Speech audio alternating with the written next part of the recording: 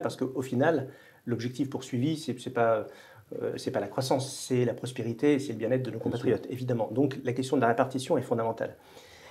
Mais quand on regarde les choses de près en France, il y a en réalité une vraie redistribution.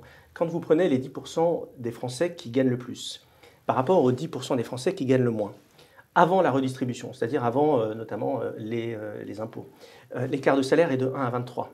Après la redistribution, il est de 1 à 5. Je vais vous livrer une autre grille de lecture qui, à mon avis, pointe du doigt ce qu'est le mal français en rapport notamment à la question du libéralisme et du capitalisme.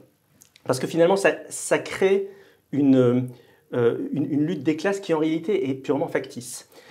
Si vous achetez, monsieur Onfray, un produit 100 € TTC dans le commerce, sur ces 100 € que vous achetez un produit donc TTC dans le commerce, vous avez 15 € qui vont sous forme d'achat de matières premières pour fabriquer ce produit. Vous avez 20 € qui vont dans la poche des salariés. Vous avez 3 € qui vont dans la poche des actionnaires. Mais vous avez plus de 62 € qui vont dans la poche de l'État.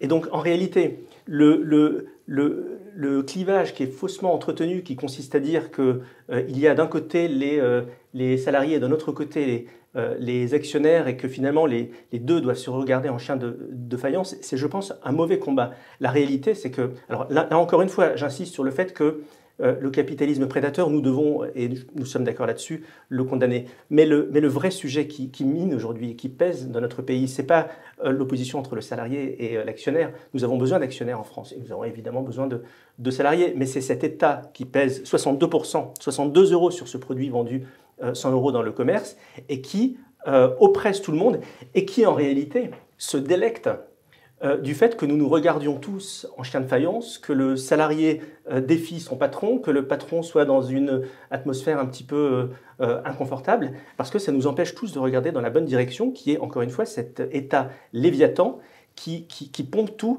et qui n'est pas capable de rendre les services au public en face, parce qu'on n'est pas en sécurité dans notre pays, parce que les hôpitaux s'effondrent, parce que l'école est en train de dégringoler.